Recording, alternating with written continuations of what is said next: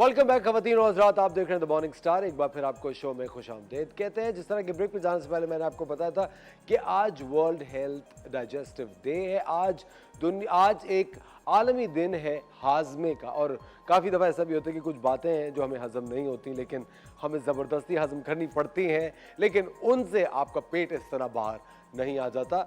तो आज जो वर्ल्ड डाइजेस्टिव हेल्थ डे है, इसके लिए आज हमने दावत दी है एक बहुत ही शानदार डॉक्टर साहब को। डॉक्टर ओम प्रकाश हमारे साथ हैं। Is an international gastroenterologist and sectional chief of gastroenterology in the department of medicine at the prestigious Aga Khan hospital, और इनका स्पेशल इंटरेस्ट है in ERCP and interventional endoscopies. Hello doctor साहब, कैसे हैं आप? थैंक यू वेरी मच, आपने वक्त निकाला हमारे लिए। Thank you very much for inviting us.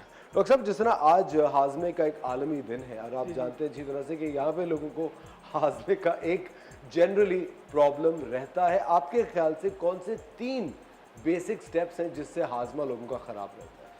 So healthy life style होना चाहिए आपका। हम जो खाना खा रहे होते हैं, बेसिकली हम सफाई का खास ख्याल नहीं रखते, और जो ऊट पटांग चीज़ें खा रहे होते हैं, रास्ते में जा रहे होते हैं, हाइजीन जिसको फूड डॉक्टर साहब प्लीज़ अब इस बात को आपको हाईलाइट करना पड़ेगा कि ऊट पटांग क्या है। ऊट पटांग जैसे आप चटपटी चीज़ें रास्ते में जो पड़ी हुई होती हैं, कच्ची चीज़ें, इनसे ज़्यादा, क्योंकि वहाँ पे फ्लाइज उड़ रही होती हैं, उसकी सफाई का ख्याल नहीं रखा हुआ होता, या जैसे कच्ची सलाद चीज़ें होती हैं, ग्रीन लीफी वेजिटेबल्स होती है जो हम बाहर रेस्टोरेंट्स में खा रहे होते हैं, यही मोस्ट कॉमन रीज़न होता है आपको फूड बॉर्न इन्फेक्शंस का। जो वेल कुक्ड होती है उसमें इतना मसला नहीं होता। तो बेसिकली, और प्लस में आपका टाइमिंग्स ऑफ ईटिंग, सो जो टाइमिंग्स ऑफ ईटिंग्स होती है इरेगुलर होती है, दैट शुड मतलब उसका आपका एक डिसिप्लिन होना चाहिए, खाने का एक टाइम होना चाहिए, टाइम से आप डिविएट ना करें अपने टाइम से।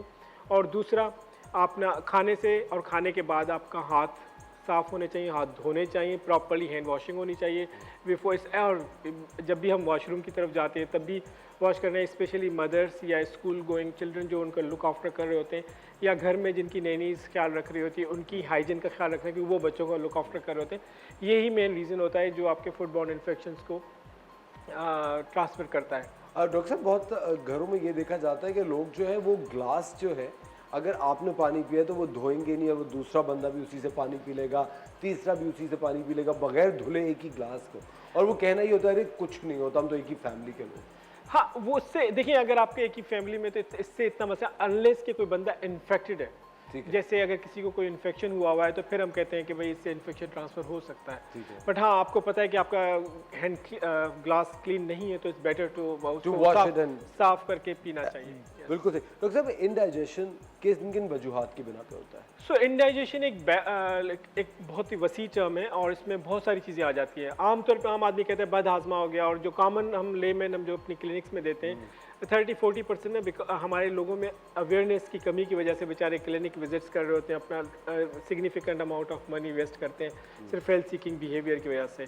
तो उसमें जो इंडाइजेशन जो कहते हैं ना, गैस बन गई है और गैस जो ऊपर दिमाग में चढ़ गई है, ये चढ़ गई है, इस खाने से गैस बढ़ जाती है, ऐसा आज तक हमने किसी किताब में नहीं पढ़ा, क्योंकि गैस है जो पेट में बनती है और दिमाग में चली जाती है। ऐसा तो नहीं होता। आज डॉक्टर साहब एक बहुत बड़ा मिथ क्लियर कर रहे हैं, जो हम लोग मिसकंसेप्शन है कि जो डॉक्टर साहब ये बहुत लोग कहते हैं कि हम लोगों ने ये खाया और गैस सोडा, हाँ वो चने खाए उसमें सोडा था, उससे गैस बन के सर पे चढ़ गई। हाँ, और दूसरा कहते हैं कि बर्ब्स आना जरूरी है डाइजेशन के लिए। बर्ब्स का डाइजेशन से कोई ताल्लुक नहीं, ये जस्ट सिंपल आपकी गैस जो आप हवा खाते वक्त खाते हैं अंदर से, वही बर्ब बाहर आ रहे होते हैं। अच्छा, डाइजेशन से कोई ताल्लुक नहीं होता।